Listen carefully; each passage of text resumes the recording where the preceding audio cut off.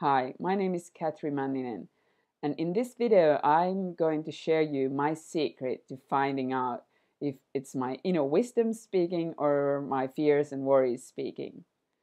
And to me, the easiest way to figure out which one is now giving me a piece of advice is to just listen to the feeling.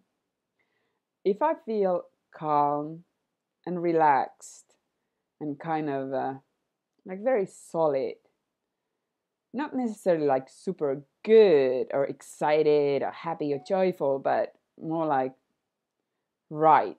If I feel like kind of like, here I am, everything is okay in this moment, I'm very grounded, I'm calm, I'm relaxed, my body feels relaxed and warm, then whatever ideas and thoughts I get in that state, they are most likely coming from my inner wisdom and are sort of more true. Whereas if if I feel that my body is tense or I feel nervous or a bit like on the edge, or if especially if there's any tension anywhere or around my throat or chest or stomach, and my body feels a bit, perhaps a bit cold, and like I feel bad in any way, stressed, nervous, like I'm in a hurry, pressurized, then under pressure, that's a sign for me that, that's probably not my wisdom speaking. I don't know what's speaking, but these thoughts, I'm not trusting these thoughts. I'll wait until I feel calmer and like better before I make any judgments in this situation or about this matter. And actually, there is done studies uh, about brains, or brain studies, psychological studies, where they found out that when we feel bad, when we feel stressed or tense or nervous, uh, what happens is that our stress levels go up, and when our stress levels go up, our frontal lobe is cut off in a way. So the frontal lobe, the activity in the frontal lobe goes down.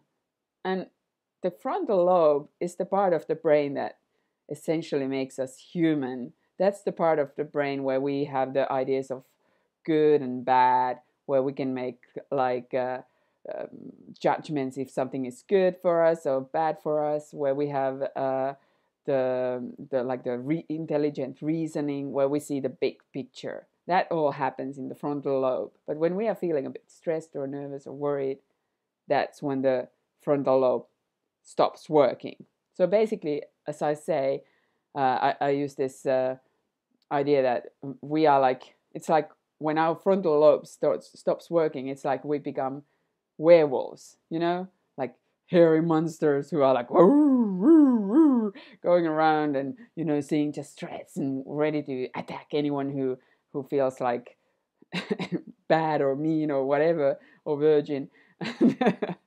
and and I mean, when you think about it, you're like, okay, yeah, if I feel stress, and that means that my brain isn't like the most intelligent part of my brain is cut off, why would I be trying to figure out or solve any problems, or think about, basically think about anything in that state when my brain doesn't work properly? That's like total waste of time and energy, and whatever judgments or decisions I make in that state when my brain isn't working because I'm stressed and nervous and scared and worried. That's insane. That's insane. And when I saw that, I was like, no, I'm not doing that anymore. I'm a busy mom. I don't have time to waste for bad thinking. So nowadays, when I notice that I'm feeling stressed or nervous or scared or worried or angry or upset or just bad or somehow off, then I'm like, okay, to me, that's only a warning sign that alert, alert, time not to think. And instead of thinking my financial situation or anything, I just go and do stuff that doesn't require too much thinking, like housework or filing stuff, or sending those emails that have no emotional content to me, or cooking, or going to grocery store. And even if I get there, like these bad thoughts, like, oh, what if we run out of money, or what if something horrible happens to my kid, or what if these people don't like me, I'm like, okay, well, it's my animal brain thinking. I'm paranoid. I can't trust my thinking. I haven't seen the movie Beautiful Mind, but I've heard about it, and I heard that it's about a guy who's like this genius mathematician who's suffering from schizophrenia, and he sees things that aren't there, and somehow he learns to figure out that, oh, that's my hallucination, that's not the real person, and then he just learns to ignore the hallucinations. So to me, being in a bad mood, when I notice that I'm in a low state of mind, in a bad mood, feeling bad, then I'm kind of like just ignoring my thoughts, because I know that these are just hallucinations. I can't trust them. I let go of them. Whereas when I feel good, when I feel relaxed and open, and kind of happy, well, at the same time, there aren't that many thoughts going on in my head. It's kind of a conundrum. So, because my brain is working properly, so it's kind of, I see the big picture. And usually, when you see the big picture, you'll notice that things aren't that bad as you thought, and that you see more ways to, fix the real life problems that don't go away if you don't think them. So, um, so that's the time when I, for instance, think about my finances or my career or maybe my relationship. If I feel inclined to do that, if I still see that there is something I can improve or do differently than I've done before, and that's also when I feel my inner wisdom speaking. That's when I get these answers that are really kind of clear, and they are like just few words, and that feel like they come from deep inside. Whereas when I'm fearful and scared, then I feel that thoughts and words are coming kind of like from the head space, and I don't know why that is, but yeah. So if basically it's to me nowadays, it's so super easy to figure out which, if it's my inner wisdom speaking or my fear speaking. It just feels and sounds so different, and um, it's kind of I'm afraid this is one of those things that you get it when you get it like a joke, and but to me it's also like, that's how I found it, was just by listening to my feeling, and then learning from that, learning to kind of figure out that, oh, these two feelings, when I'm in these different states of mind, my thoughts feel different, and they sound different, and they are different too. One more little tip that I can give to you if you're starting to listen to your inner wisdom, is that when you feel that you're in that calm and happy place, it does help to kind of give your mind options. So if you, for instance, you want to know what you should do with, or what do you really want to do with your vacation. So if you just say, oh, what would I love to do in my vacation? Perhaps something comes up. But if nothing comes up, or you don't hear it, or you don't trust it, then one option is to just, give options. Say like, okay, do I wanna work, or do I wanna, stay home? Who would I love to spend my vacation with these friends or these friends? Do I want to travel? Do I want to go home or stay home? And if you kind of listen to those options, you'll notice that they have different feeling. If you don't hear anything, maybe that's because you don't have enough information to make choices or have that like clear vision.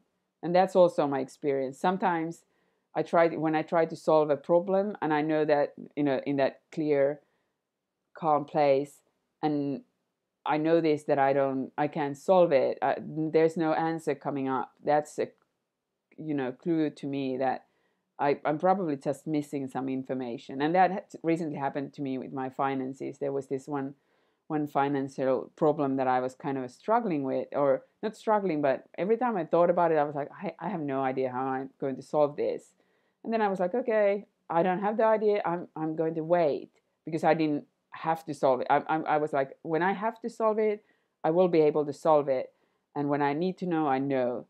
And what happened was that then I got 2 letters from the uh, tax people here in Finland, who said like, oh yeah, you don't have to pay this, sorry, and we're paying back the money that you paid us already. I'm like, okay. And that was the solution. I didn't have to do anything, and that was a solution I couldn't see to be possible. So that, to me, that was like, okay, of course I couldn't come up with a solution, because that was a solution for not to me to do anything about, but the kind of the tax people in this case fixed it for me. So I've learned to trust my inner wisdom, and it really, I feel that I feel guided by it, and I do believe that everyone has that. Everyone can be guided by it if they just learn to kind of make notice the difference between the fearful thinking and then the calm, clear thinking, and also notice that the one more thing.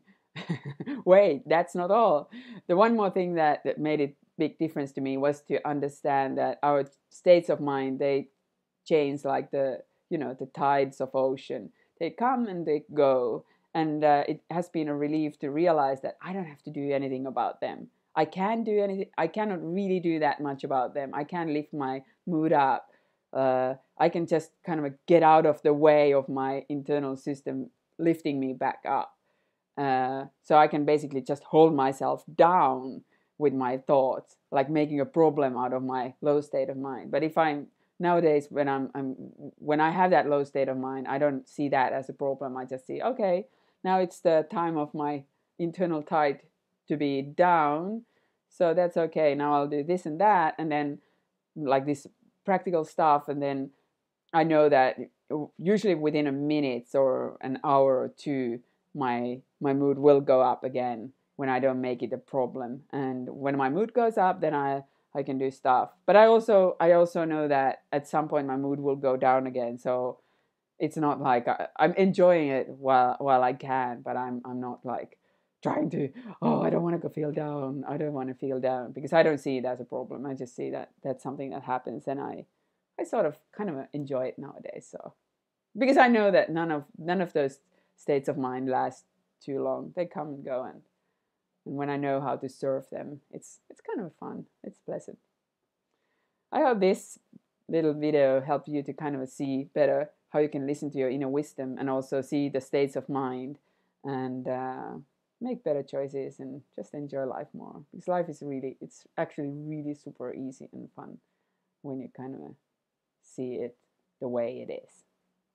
Thank you for watching, and I wish you a wonderful day, or night, or evening, or morning, whenever you watch this. Bye.